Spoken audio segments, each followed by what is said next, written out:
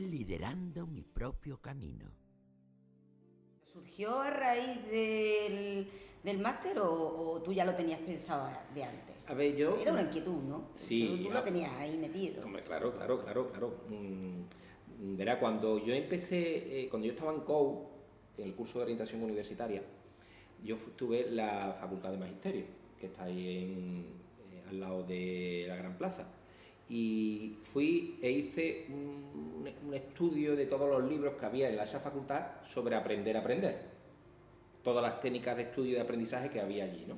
Y ¿para qué? Para prepararme para la carrera de Derecho que hice después. Entonces en ese COU, para estudiar el COU y ir a la universidad, hice como si fuera un máster intensivo de todas las técnicas de aprendizaje y de estudio que había, que pude encontrar allí. Y diseñé mi propio método, cogiendo lo mejor de todos los... ¿Pero para aplicártelo tú? Para aplicármelo yo, para yo sacar mínimo esfuerzo, máximo rendimiento en lo que era el aprendizaje y el estudio, ¿no? Eso era una frase que me decía mi padre siempre, decir, tú invierte lo mínimo y saca lo máximo.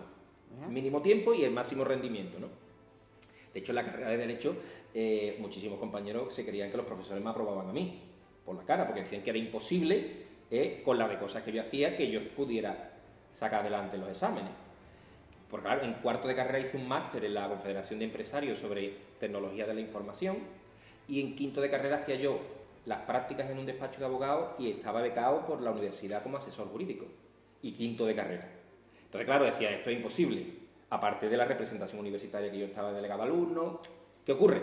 El tiempo que yo le invertía, por muy poco que fuera, yo le sacaba el máximo rendimiento porque utilizaba técnicas de concentración, utilizaba técnicas de lectura avanzada y rápida cognitiva, utilizaba mapas mentales para estructurar en un solo vistazo todo el contenido de una información. Pero lo hacías de manera inconsciente, o sea, tú te lo aprendías y luego lo aplicaste y luego tú lo hacías de una manera espontánea, ¿no? Claro, yo ya me había programado a mí y yo seguía mis pasos, ¿no? Y había mejorado eso, ¿no? Pero yo sabía que le faltaba algo, que no estaba completo, que había algo previo que había que hacer que faltaba. Y cuando hice el posgrado en la Universidad de Sevilla contigo, pues fue súper interesante y súper útil porque era lo que le dio sentido a todo. Aparte de todo en el método. Al método le faltaba algo y hasta que yo no tuve la suerte de estar en el posgrado contigo y con el resto de los profesores y compañeros, no tenía sentido el para qué se hacen las cosas, que era la gran pregunta, que para qué, ¿no? Después está el cómo podemos hacer las cosas, ¿no? Pero el para qué era la pregunta previa de qué es lo que daba sentido a mi vida, qué es lo que ese viaje a uno mismo que me parece imprescindible y que me parece fundamental, ¿no? Que es los 5 despertares del ser, una de las cosas que me parece más importante es ponerle nombre a las cosas. Claro, entonces cuando tú hacías referencia a todo este tipo de cosas, y además en los mismos ejercicios que teníamos, de los diálogos con los compañeros, con los profesores, las dinámicas que hacíamos, a ti se te veía que estabas floreciendo, porque se te veía tan ilusionado y yo decía, madre mía, qué aprovechamiento tan fantástico estás teniendo. Porque tú ya te estabas descubriendo tu para qué, ¿no? En ese momento. Claro. Para mí fue definir quién soy, que era lo más importante, porque todas las decisiones hasta ese momento, salvo algunas contadas, lo había tomado en función del otro, no en función de mí. Entonces descubrí las 5 trampas del yo debería, descubrí las 4 jaulas del ser, descubrí que la mayoría de las decisiones que yo tomaba hasta ese momento las tomaba en función del otro, no en función de quién yo era y lo que yo quería.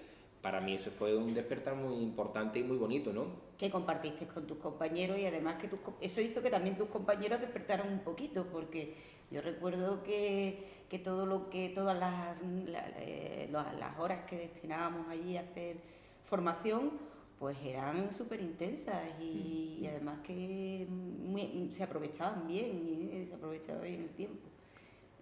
Y entonces, pues claro, aquello fue para mí un punto de inflexión. Un punto de inflexión y junto con eso yo sentía que lo que le faltaba a esto, ¿no? Al libro, era precisamente ese viaje a uno mismo. Ese viaje a uno mismo y descubrir ese espacio para reflexionar, ese espacio para averiguar quién es uno mismo y qué es lo que quería, ¿no? Cuál es el sentido de la vida, cuál es el propósito de nuestra vida y bueno, y eso es el gran descubrimiento que quería yo plasmar aquí y que gracias a vosotros, ¿no? Y a ti, pues fue posible. Bueno, yo todavía recuerdo aquel día que entraste en el despacho porque yo os comuniqué que teníais que presentar un trabajo fin de curso con una fecha concreta y con unas condiciones determinadas. Yo recuerdo la carita de Sergio de mosqueo porque decía, esto es muy pronto, esto no se había hablado, esto claro, no estábamos de acuerdo. Claro. Y en ese momento, cuando tú tenías ya que plasmarlo realmente, ¿qué sentiste? Bueno, en primer lugar es que, claro, como habíamos hablado de unas condiciones primero, que yo ya me había programado y calendarizado, y después cambiamos las condiciones, había que hacer un trabajo y no había nada más que primero había que presentarlo nada más, y después había que plasmarlo, ¿no? Claro, yo sentí que me habían cambiado todas las reglas del juego, claro. Y después tuve que hacer el esfuerzo de plasmarlo, pero aún así yo estaba terminado, pero no estaba el trabajo terminado. Claro, pero en un momento a lo mejor te estábamos invitando a eso, a que le dieras ya el toquecito ese, que hiciera el sprint final, de ¡chin! Y lo presentaste. Lo presentamos, pero para ser leído no estaba listo. Y allí hicimos la presentación, hicimos lo que es un resumen para presentar lo que era, pero verdaderamente hasta terminado, hasta octubre del año pasado no estuvo el trabajo concluido, ¿no? Que para concluirlo tuve que superar a creencias que yo tenía en mí que me lo impedían. Así que yo tuve que aplicar lo que era la arquitectura de creencias, que aquí se explica muy bien, en mí mismo, porque había cosas que yo ponía que me hacía dudar si debía o no debía ponerlo, y entonces tuve que hacer ese trabajo de arquitectar la creencia, identificarla, localizarla y sustituirla por otra.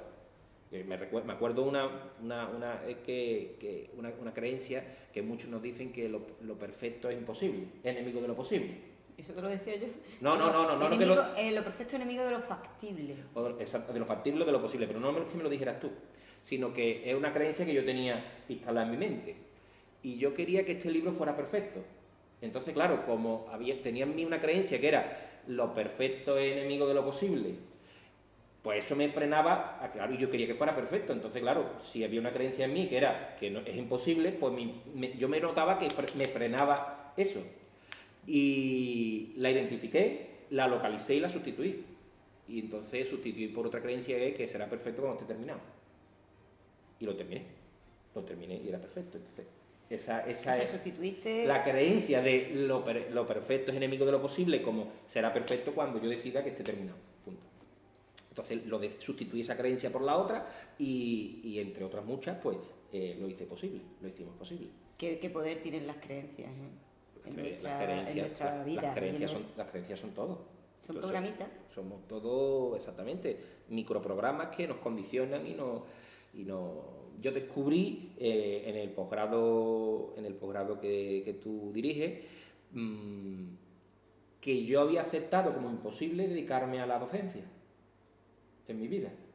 Sí, tenía un condicionamiento limitante. O sea, mi vocación es la docencia, la comunicación, comunicar y la enseñanza.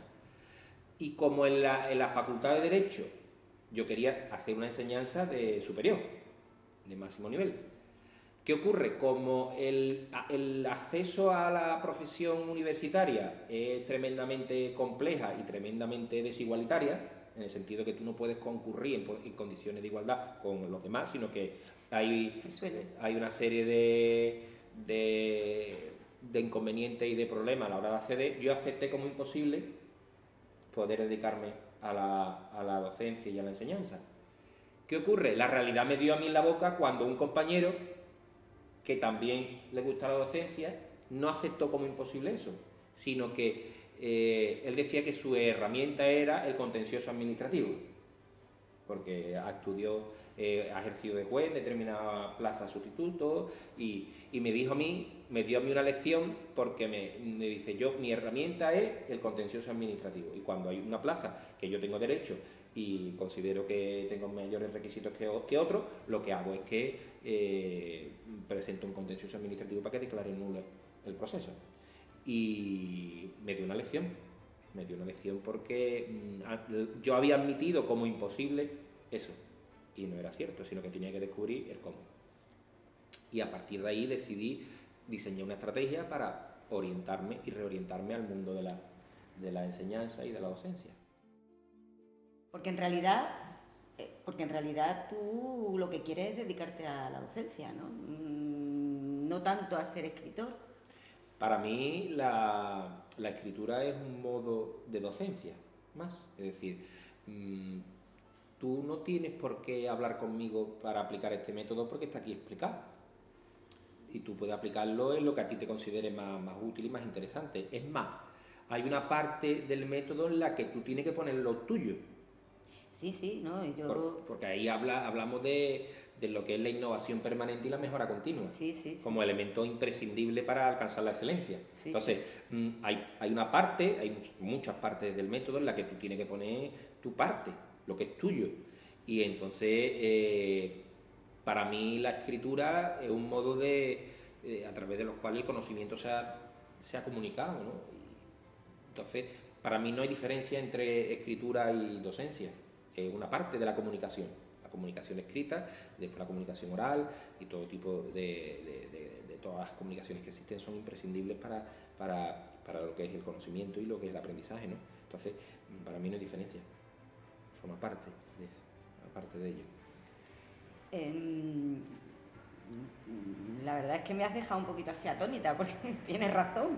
Y es más, eres muy coherente con lo que quieres transmitir, sobre todo al principio del libro, cuando estás hablando de que el conocimiento es iluminación, ¿no? Es luz. El conocimiento y la comunicación son la luz del mundo. Son la luz del mundo, que era la frase que Claudia y Carlota empezaron a repetir como un mantra y que hizo posible pues que todo lo demás surgiera. El conocimiento y la comunicación son la luz del mundo, es un lema, me parece fabuloso, ¿no? Maravilloso, porque conocerse a uno mismo y conocer a los demás,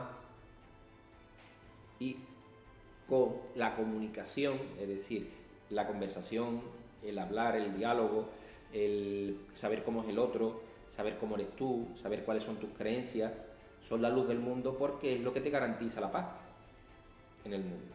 Es decir, la arquitectura de creencias es tan útil porque es lo que te hace posible tener una mente nueva, lo que es la metanoia, es decir, que tú si conoces la verdad oculta en ti, que son las creencias, y la sustituyes y la modificas por una nueva verdad,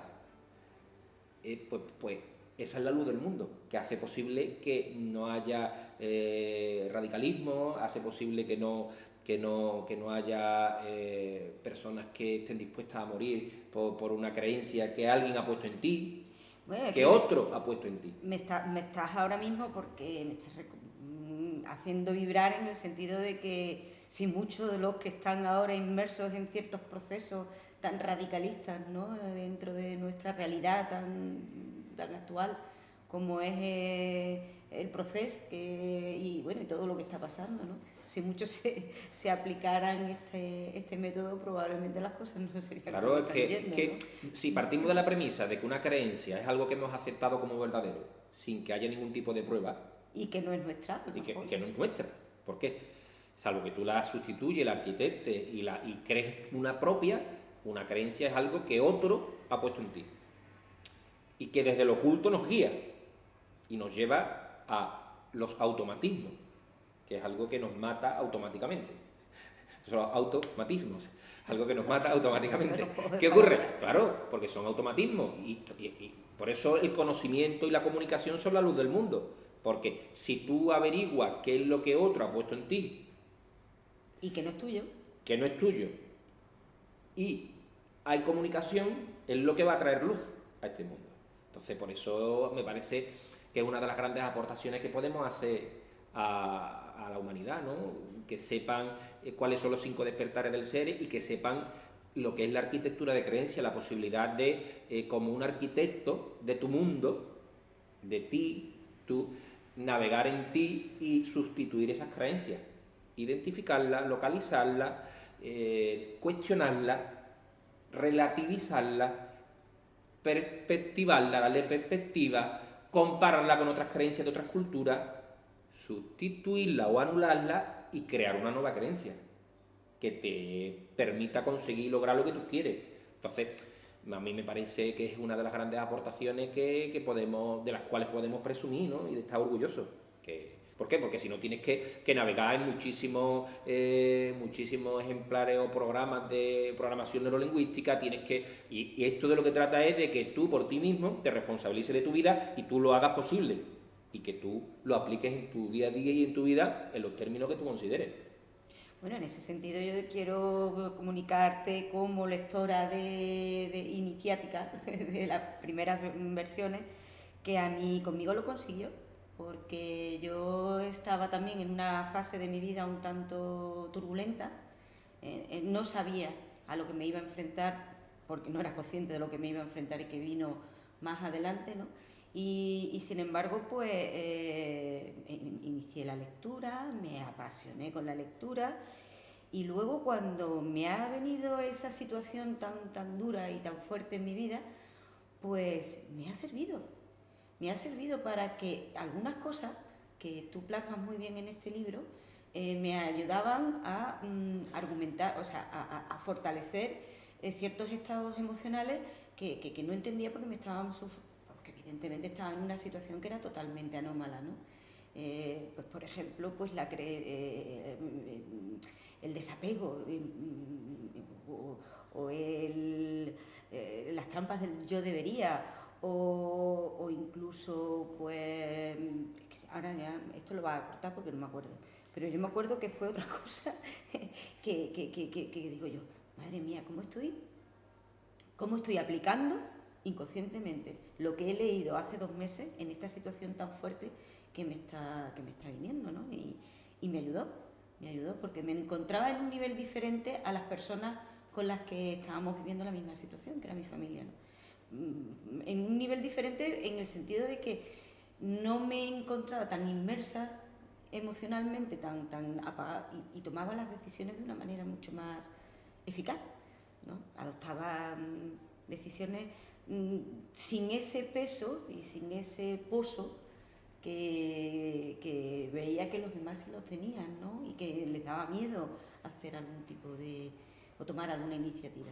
En ese sentido te tengo que dar las gracias, hombre, porque es que además ha sido como un regalo que tú me has dado cuando me mandaste el libro y me pediste que tuviera el placer de prologarlo, ¿no?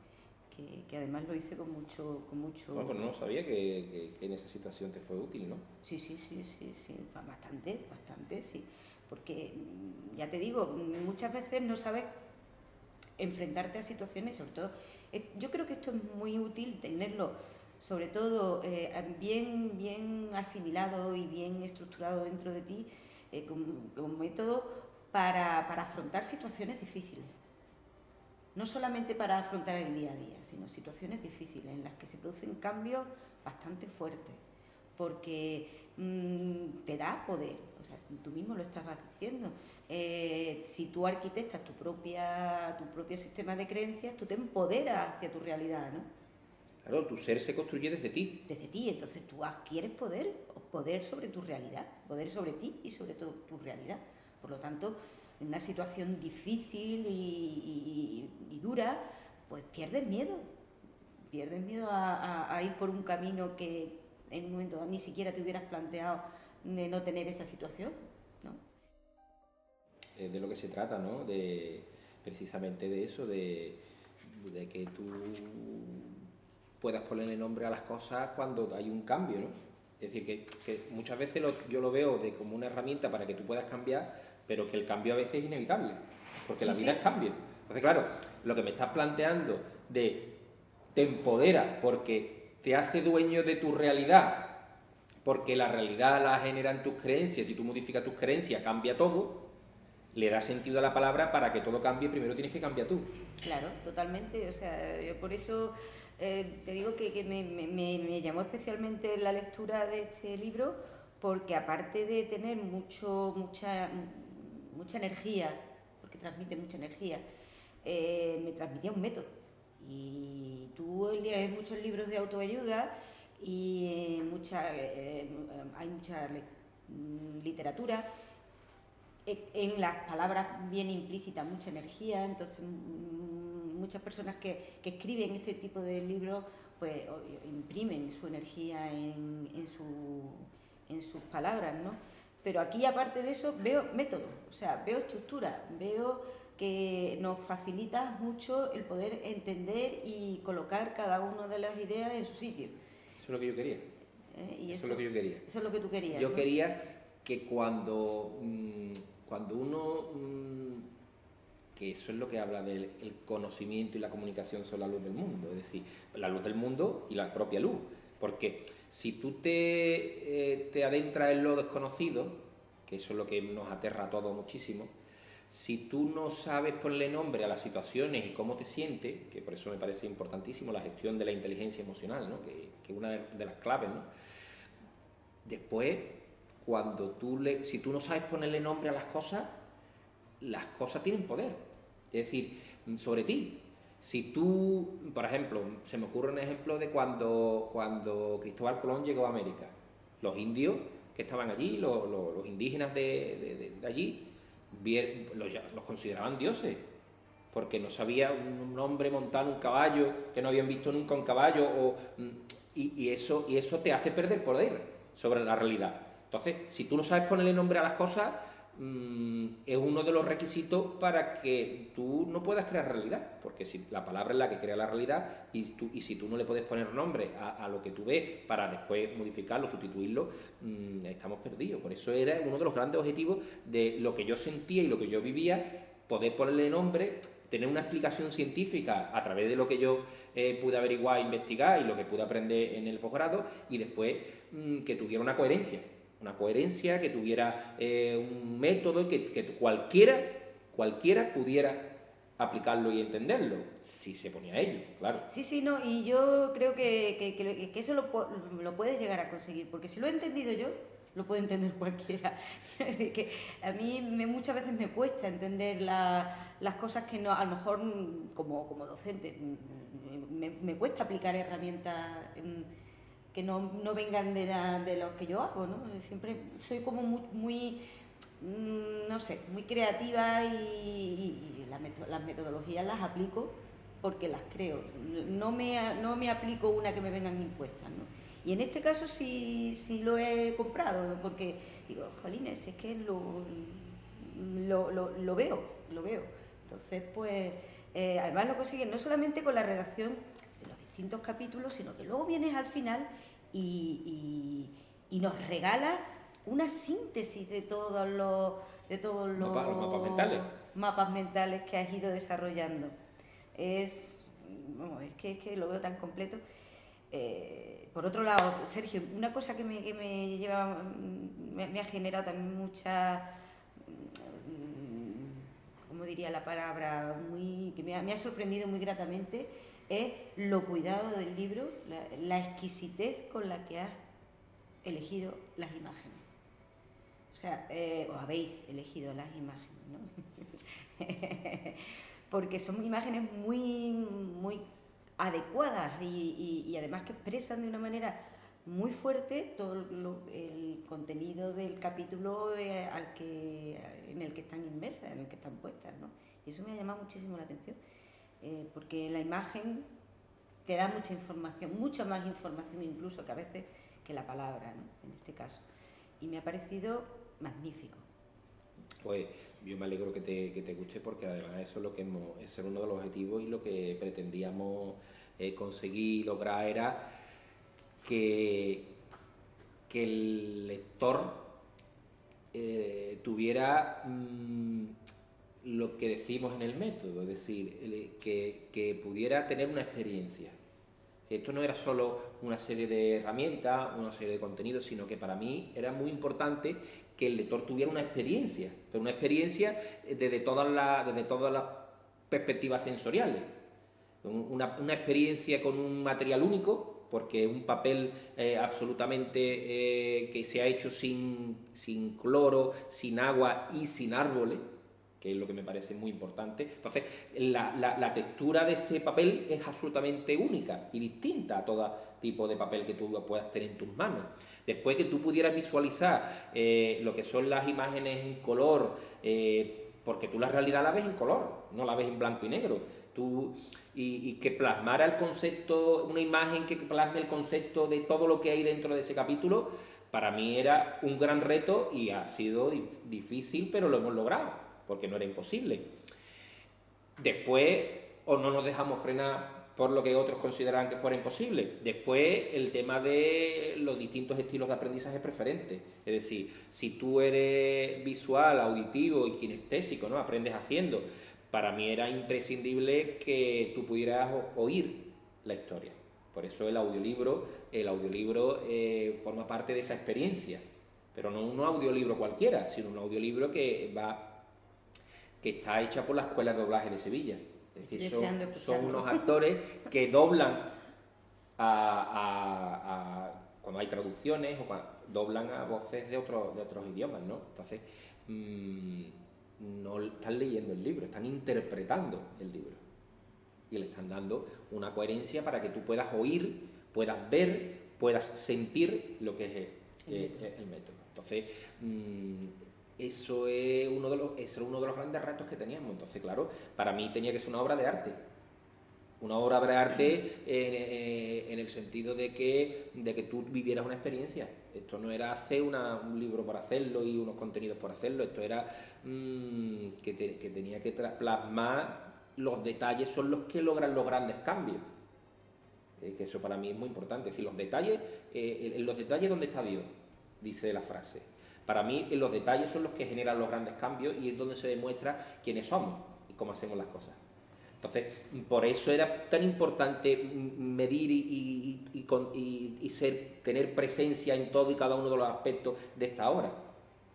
Y que al final el cambio comienza por uno mismo. Y si queremos que el mundo cambie, no nos podemos orientar a cambiar el mundo, tenemos que cambiar nosotros.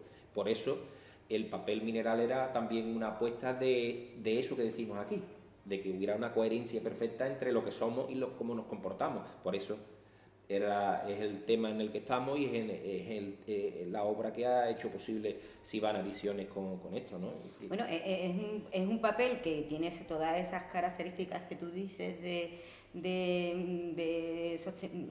de solidaridad con el medio ambiente, pero además es que hace que el libro sea mucho más cómodo leer, porque tú lo abres, en cualquier parte que lo abras te queda totalmente equilibrado, tú vas pasando las hojas y es que pues, como vas disfrutando por hoja a hoja, porque tiene un grosor, una textura y un olor que gusta.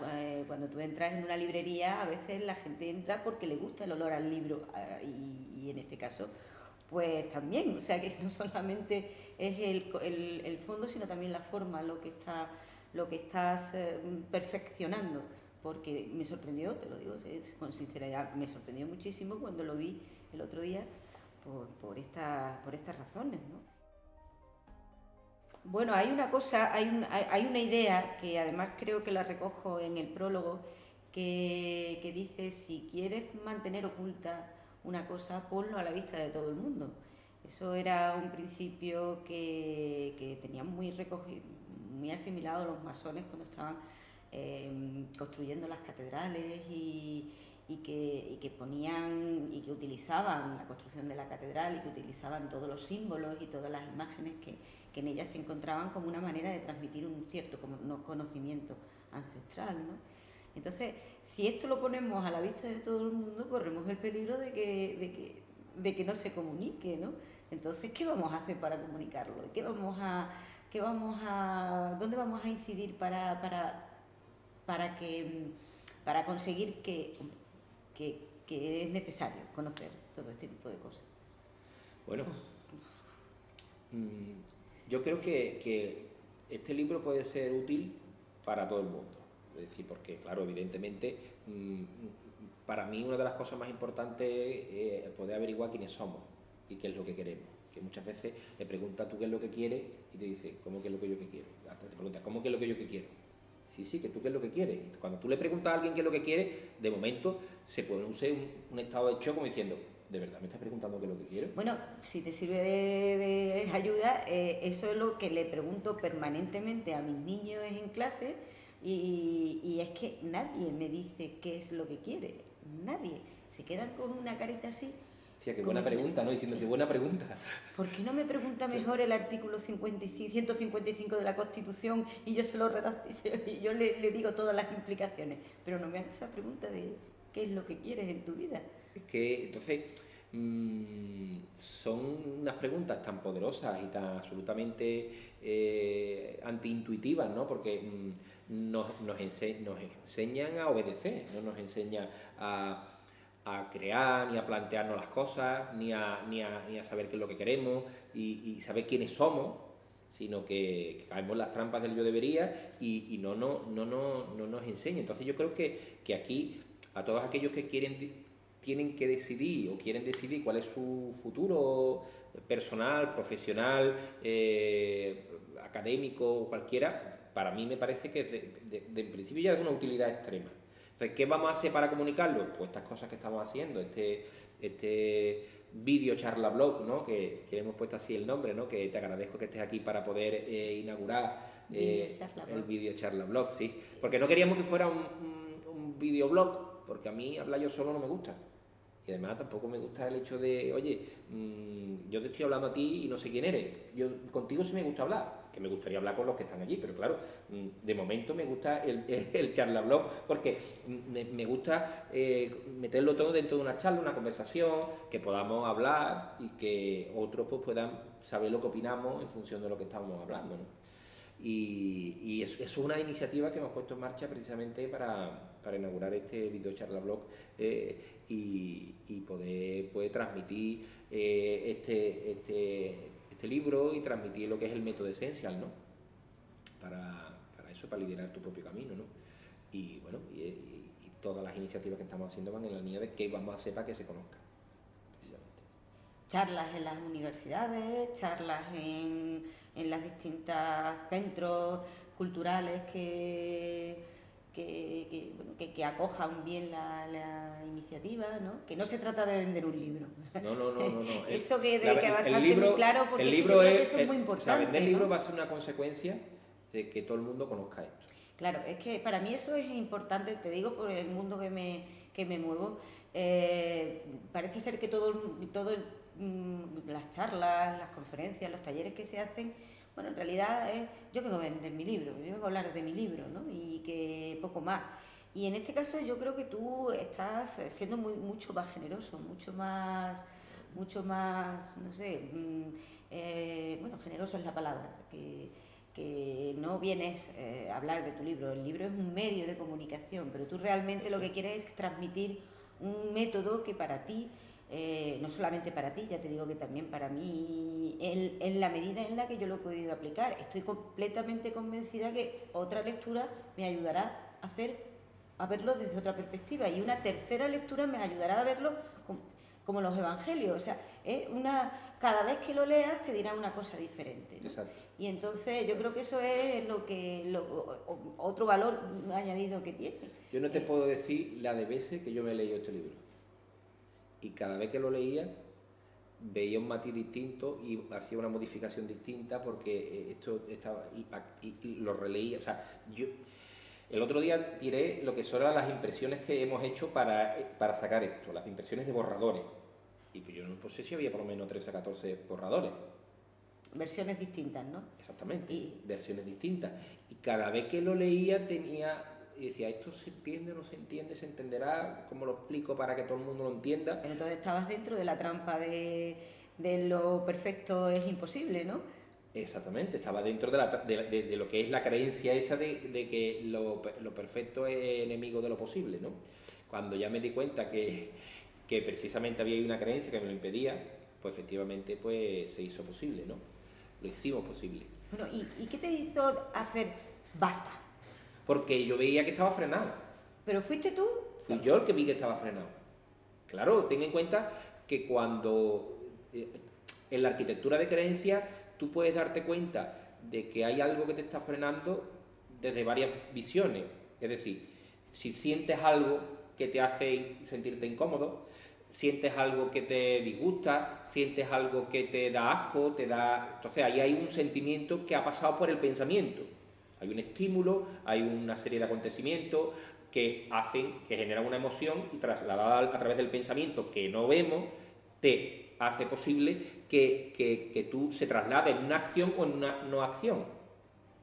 Es decir, si tú tienes un estímulo que te desagrada tantísimo y que es inadmisible para ti, pues puede hacer que tú insultes a una persona, le pegues a una persona, te pelees con una persona o te haga entrar en la inactividad. Entonces, claro, si el resultado no era el que yo tenía es porque había una inactividad que había sido influida por un sentimiento y por un pensamiento que yo no veía porque eso no se ve. Entonces tuve que preguntarme qué pensamiento hay detrás de este sentimiento que me hace no terminar el libro. Identificaste ese pensamiento. Y la creencia era que la creencia que yo tenía en aquel momento era que lo perfecto era enemigo de lo posible. Cambiaste esa creencia. Primero lo que hice fue cuestionarla. Cuestionaste la creencia. Primero cuestionar, ¿verdaderamente eso era así? ¿Verdaderamente lo perfecto es enemigo de lo posible? Ahí ya, cuando empecé a cuestionarla, ya le quité poder a la creencia.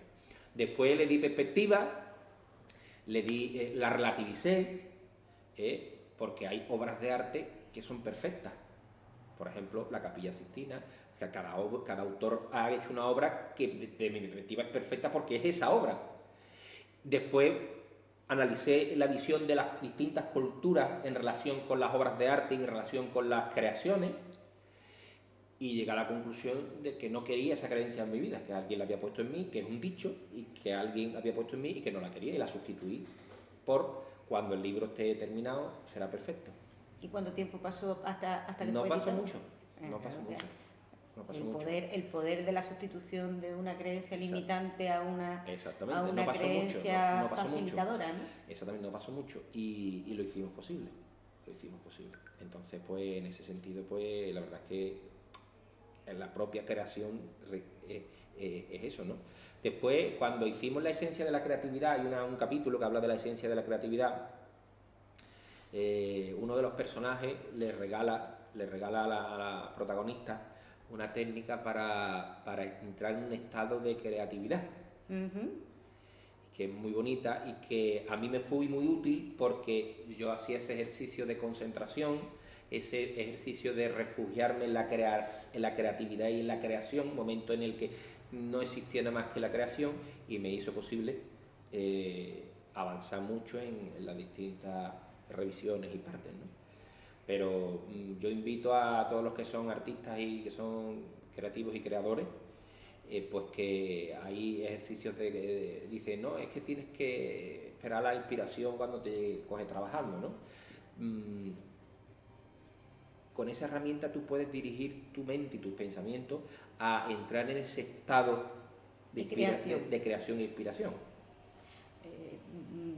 Te estoy escuchando y bueno, como tú sabes, yo provengo de un mundo académico y científico y todo lo que no se ve, pues mentira, ¿no? Y todo lo que no se puede demostrar, pues no existe o en todo caso es cuestionable, ¿no? Y estoy pensando qué cara me pueden poner cuando les digamos, mira, ¿no? Tú puedes ser también artífice de ese proceso creativo y puedes incluso potenciarlo, ¿no? Y gestionarlo desde un punto de vista no solamente racional, sino también emocional. Tú puedes, no es algo que te venga dado de fuera. Claro, y además, la verdad es que las 4 jaulas del ser son eso, es decir, que la ciencia, si analizamos, yo le pido a todo el que me está escuchando que revise lo que la ciencia se ha tenido que desdecir sobre multitud de temas. Bueno, te voy a poner un ejemplo, que la ciencia creía en un determinado momento de la historia de la humanidad que la Tierra era plana. O sea que... Bueno, sí. ¿no? Sí, sí, sí, sí, sí. Y la ciencia le dijo a Cristóbal Colón que era imposible el viaje que él iba a hacer para descubrir, para ir a las Indias, ¿no? Entonces, la ciencia se ha equivocado muchas veces. Potenciar la cultura emprendedora de una comunidad. ¿Eh? ¿Cómo se hace? ¿Cómo se hace? Pues a través de una serie de mecanismos. La docencia, los talleres y proporcionando un método, ¿no? Entonces, creo que tú aquí nos estás dando las claves del camino que se puede, que es uno de los más potentes para poder conseguir que la cultura de cambio se impregne en una sociedad. Primero a través de uno mismo y luego a través del resto, ¿no? Entonces, eso era lo que yo quería decir, ¿no? Que tampoco nos metamos tanto con la ciencia porque... No, yo no me meto con la ciencia, yo soy un hombre de ciencia. Porque tú estás haciendo ciencia. Exacto, eso es lo que yo te quiero decir. Lo que yo quiero trasladar y lo que yo quiero decir es que ni la ciencia con el sé o no sé, ni la política con el puedo o no puedo, ni la economía con el tengo o no tengo, ni la religión con el debo o no debo, tiene que ser un impedimento para que tú consigas tu sueño. Es lo que yo quiero decir. Vale. ¿Eso quiere decir que tú incumplas las leyes? Porque puedo o no puedes, no. Yo no estoy diciendo que tú incumplas las leyes. ¿Eso quiere decir que tú estoy diciendo que tú hagas algo que va en contra de tus creencias? No, no estoy diciendo eso. Lo que estoy diciendo es que las jaulas del ser son eso. Son unas jaulas que otros han puesto. Las jaulas. Claro, las jaulas del ser son esas 4 paradigmas. Esos 4 paradigmas que nuestro psiquismo, nuestro ego, utiliza para que nosotros no avancemos, no logremos lo que queremos, no logremos nuestro objetivo. Y entonces no dejan de ser unas trampas que otros utilizan para controlarnos y para impedirnos que logremos nuestros sueños y nuestros objetivos. Entonces, cuando tú estás en una situación en la que no no te puedes frenar ante el no tengo. ¿Tú crees que verdaderamente Steve Jobs que empezó en un... O Paco Ortiz, por ejemplo, que lo Paco tenemos... Ortiz, se frenó... Al que le vamos a mandar un saludo muy fuerte. Exactamente. ¿Se frenó ante el no tengo? No. Sino que lo hizo posible. Conociendo a Paco, no. Ni Steve Jobs, ni pongo el ejemplo por ejemplo, del fundador de Windows, de Microsoft.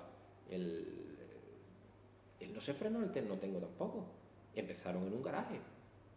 ¿Por qué? Porque creyeron y no tuvieron una actitud del discurso del amo. El discurso del amo es precisamente eso. El discurso del amo es que la responsabilidad está fuera de mí. Yo ya he hecho lo que a mí me corresponde y otro que haga lo que le corresponde. Ese es el discurso del amo. Entonces, el discurso del amo utiliza esos frenos que son no sé, pues no lo hago. El discurso del amo utiliza no tengo, no lo hago como justificación. El discurso del amo utiliza no puedo y no lo hago. Uy, ese es muy fuerte. El no puedo. Desde un punto de vista emocional es muy fuerte el no puedo. O el no debo, que está ahí enmascarado, Sí. está ahí enmascarado con el tema, ¿no? Entonces, eso es lo que invita con ese despertar de las 4 jaulas del ser, que te mete en esas jaulas y te paraliza y te frena. Y son tan importantes y por eso le damos, dentro de los 5 despertar, le damos un lugar muy importante. Entonces, yo no digo que cuestionemos la ciencia, yo lo que digo es que la ciencia se ha equivocado muchas veces. Entonces, que no lo tomemos como una creencia absoluta e incuestionable. Ni la ciencia, ni la religión, ni nada. Nada, pues eso es lo que digo, por lo que digo, ¿no? Y os voy a contar una vivencia, ¿no? que he tenido recientemente, ¿no? Que es que los pacientes con respecto a los médicos siempre muchas veces se ponen en la peor escenario. ¿Y por qué? Porque quieren que salgan bien las cosas, ¿no? Pero se ponen en el peor escenario. Y muchas veces no se dan cuenta de la influencia como científicos de la medicina que son, de en los pacientes la realidad que le crean. Sí, sí. ¿Por qué? Porque sin tener ningún tipo de prueba científica que avale muchas veces lo que están sosteniendo, pues pueden hacer que una persona se ponga en el lugar de paciente y acelere brutalmente su proceso. Entonces, por eso digo que hay que tener mucho cuidado y hay que tener mucha delicadeza con cómo se transmiten las cosas y qué admitimos en nuestra vida como cierto o no. Porque verdaderamente nos están bombardeando de información permanentemente, a través de los medios de comunicación, a través de la publicidad, a través y están machacándonos permanentemente y nos llevan a admitir como ciertos planteamientos que son de otros, que no son nuestros. Entonces, por eso yo invito a cuestionar eso, y es lo que quería pues, insistir, ¿no? Ante ese bombardeo tan intenso que estamos sometidos todos los días, de tanta información y cada vez más, y que cada vez más, qué bueno es tomarse un segundo y decir, me desconecto y me pongo a leer este libro por lo menos para tomar respiro, ¿no? En este libro lo hablamos, el liderazgo del tiempo. Háblame, Sergio, de la Orden de la Luz y de la Corporación del Tiempo. Pues mira, a lo largo de la trama, ¿no? de este libro, de Liderando mi propio camino, había que definir los malos malosos, que yo les digo, los malos malosos. Y entonces creamos lo que es la Corporación del Tiempo, porque corporación por lo que implica y lo de tiempo porque nos roban el tiempo. Entonces, en el libro hablamos de tiempo con mayúscula y de tiempo con minúscula, para definir lo que es el liderazgo del tiempo, con mayúscula. Entonces, estamos permanentemente atados al tonto del tic-tac, como dice JJ Benítez, dice el tonto del tic-tac. Pues yo considero que es así, que vivimos permanentemente angustiados en nuestro día a día, precisamente por el tema del tiempo, de no tengo tiempo, porque hemos comprado la creencia de que no tenemos tiempo y lo hemos admitido como cierto, ¿no? Entonces la Corporación del Tiempo venía a describir precisamente que existen empresas que se dedican a mercadear con nuestra vida, con nuestro tiempo, con nuestros sueños, haciéndonos creer que no tenemos tiempo. Entonces, la Orden de la Luz es una organización que orden significa precisamente, si vamos a lo que es el origen etimológico de la palabra orden, ¿no? Que habla de ordis, que es en latín, ¿no? Y habla de precisamente lo que poner en su sitio lo bueno en ti. Poner en su sitio lo bueno en ti. Orden de la luz significa eso, significa poner en su sitio lo bueno en ti, porque luz, el origen etimológico de luz, uno de ellos es ese. La luz simboliza lo más sagrado, lo más íntimo, lo bueno en ti. Y ordi es eso, es decir, el que pone en su sitio. Ordi significa poner en su sitio. Y luz significa, pues eso, lo más sagrado y lo bueno en ti. Por eso la orden de la luz es la que pone en su sitio lo bueno en ti. ¿Qué es lo bueno en ti? El ser esencial, el despertar del ser esencial, saber quién eres, qué es lo valioso e importante en ti.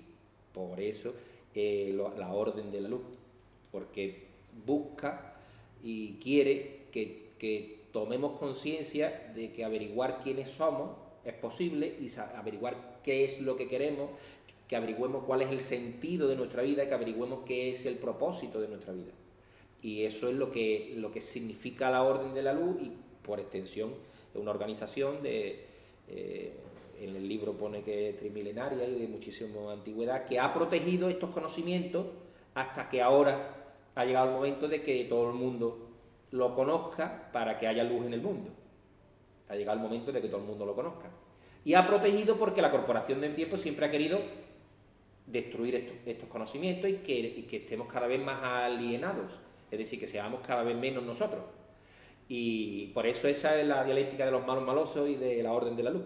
Y lo metemos en el libro precisamente para para ejemplificar y poner de manifiesto eso, la orden de la luz, que pone en su sitio lo bueno en ti.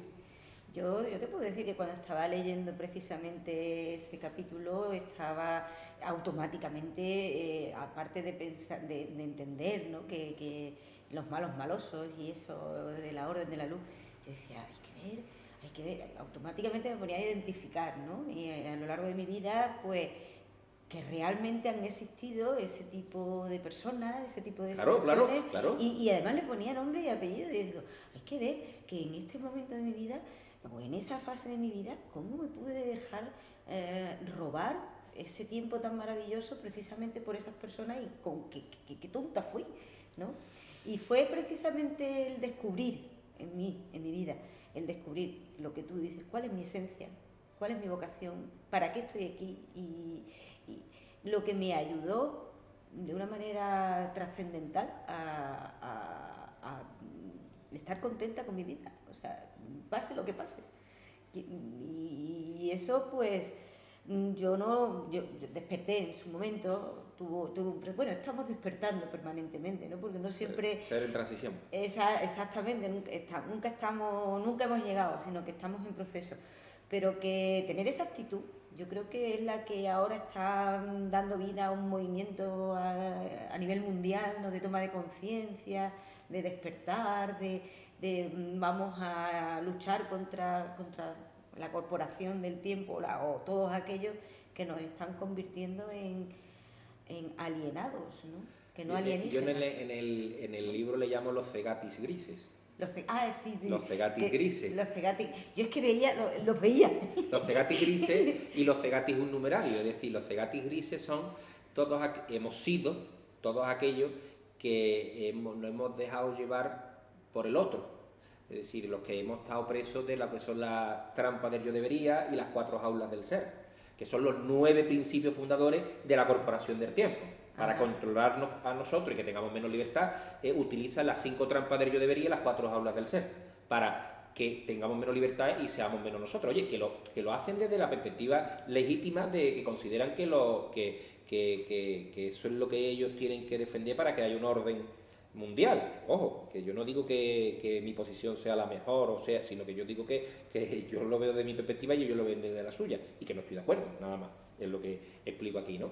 Y que entonces todos aquellos que nos dejamos llevar por las trampas del yo debería y que nos frenamos, estamos frenados dentro de las 4 jaulas del ser, somos miembros de la corporación del tiempo sin saberlo. Claro. Y son lo que se llama los cegatis grises, que somos miembros de una corporación del tiempo sin saberlo. Y ahí lo interesante del relato, ¿no? Que como... Grises, sí, porque es que ni siquiera nos hemos planteado tener luz, ¿no? Claro, cegatis grises porque son 2 palabras muy potentes, ¿no? Cegatis es porque no vemos y grises porque no tenemos luz, porque no brillamos. Entonces, el cegatis es aquel que no ve y porque no ve o no quiere ver, no brilla. Entonces, los que son miembros de la orden de la luz, porque hemos puesto lo bueno en su sitio, son los que brillan. Son los que no se dejan llevar por las trampas del yo debería, son los que no se dejan frenar por las 4 jaulas del ser y se orientan a brillar. ¿Por qué sabemos que son miembros de la orden de la luz? Porque son únicos. Porque se orientan a brillar y no hacen lo que se supone que hay que hacer. Pero déjame, una vez que ya has descubierto, ya formas parte de la orden de la luz y ya brillas, es que ahora es un proceso también duro. Inacabado. Pero es duro porque ahora los que están a tu alrededor, los que forman parte de tu día a día, no lo entienden. Y es más, te ven como un peligro, y te ven como una amenaza, y te ven como... No lo entienden porque son cegatis grises, entonces pues, no lo entienden. Y además, al verte como una amenaza, pues a lo mejor te pueden desplegar mecanismos para machacarte y para hacerte daño y para Cierto. Para impedir que tú sigas brillando de esa manera, ¿no? Bueno, para impedir. Y ahí tienes que tener otro trabajo paralelo. Ellos van a tratar de que tú no brilles, evidentemente, porque esa es la función que tienen ellos y lo que ellos pretenden, ¿no? No obstante, aquí es una decisión tuya, de cada uno, es decir, ¿me dejo frenar por eso o no? que eso es otro trabajo paralelo, es un trabajo paralelo y simultáneo, es decir, ¿me voy a dejar frenar por la jaula del ser de lo que puedo o no puedo, en función del otro? ¿O me voy a dejar guiar por mi ser esencial, por esa voz interior que tenemos todos, en la que nos dice lo que quiere o no quiere para nosotros? ¿Estamos alineados con los valores superiores de nuestro ser, que es lo que le da sentido a nuestra vida, que es la que le mete sentido a nuestra vida y lo que hace que nuestro propósito en la vida se concrete? Yo creo que es una decisión. Sí, pero que hay que estar preparados por la... No, hay que tomar conciencia de ¿no? cuál es la repercusión que eso va a tener en nuestra vida y en nuestro entorno. Pero bueno, a medida que avancemos, como digo yo al final de mi libro, a medida que avancemos, descubriremos una riqueza más allá de todo imaginada. ¿Por qué? Porque es una decisión de pasar de la inexistencia a existir. De pasar de ser un cegati gris, que yo lo he sido, y en determinado momento mi psiquismo puede llegar a traicionarme y tengo que darme cuenta, porque es una revisión constante de averiguar dónde fallo. Entonces, esa es la decisión de existir. ¿Queremos existir o no? Para existir tenemos que saber quiénes somos. Para saber quiénes somos tenemos que decidir qué es lo importante y qué es lo valioso para nosotros. Y después superar los saboteadores de nuestro ser, del ser unificado, entre lo que somos y cómo nos comportamos. Ahí están las claves. Con la arquitectura de creencias es una herramienta súper útil para poder disolver esos saboteadores que hay en nosotros, ¿no? Entonces, yo estoy de acuerdo. A mí me gusta mucho la pregunta de la Orden de la Luz porque no he tenido ocasión de contarlo así ni explicarlo antes, ¿no? Entonces, me parece muy interesante. Sergio, ha sido para mí un placer poder compartir contigo pues las sensaciones, las experiencias que me ha provocado o que he vivido con la lectura de tu libro, bueno, con todo el proceso desde que nos conocemos y que sé que como consecuencia pues ha dado este primer paso, porque ahora queda un camino por recorrer bastante largo, bastante intenso y bueno, espero que sigamos acompañándonos en otros ratitos, en otras iniciativas. Yo quiero agradecerte que inaugures con nosotros este vídeo charla blog, ¿vale? Te agradezco porque para nosotros es un honor que estés aquí con nosotros. Para mí es un honor que estés y para el equipo también. Es un honor porque gracias a ti, hoy soy quien soy.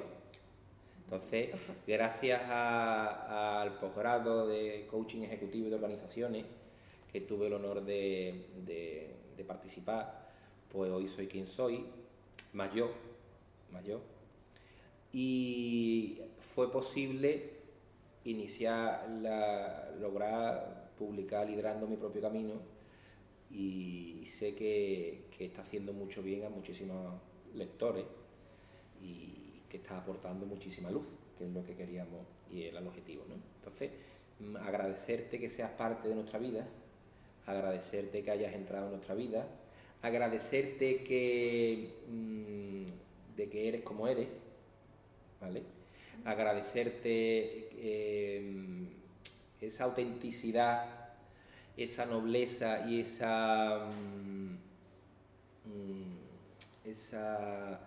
calidad humana que pone en todo lo que hace, esa entrega, y agradecerte que hayas estado con nosotros compartiendo tu vivencia y tus experiencias, y por supuesto agradecerte que hayas prologado con tantísimo cariño y con tantísima precisión y con tantísima definición lo que es el prólogo de este libro. Pues no sé si lo hemos dicho, pero he tenido el honor de que ella sea la que haya prologado el libro. Entonces, pues, gracias por compartir tu vida con nosotros, gracias por permitirnos que seamos parte de tu vida, y esperemos tener otra charlita aquí contigo en otro momento. Me vas a hacer llorar, Guillo. Que cualquiera... Verás, no, tú sabes que yo no soy una persona que me guste elogiar en exceso las cosas, pero sí me gusta ser justo, ¿vale? Entonces, todo lo que acabo de decir no son elogios, es justicia. La justicia es dar a cada uno lo suyo. Y como es tuyo, lo verbalizo y lo digo públicamente delante de todos nuestros oyentes y delante de todos nuestros amigos que nos siguen en este vídeo y en nuestro canal, ¿no? Entonces por eso te digo que no es elogio, es justicia. Y la justicia es dar a cada uno lo suyo. Así que muchísimas gracias.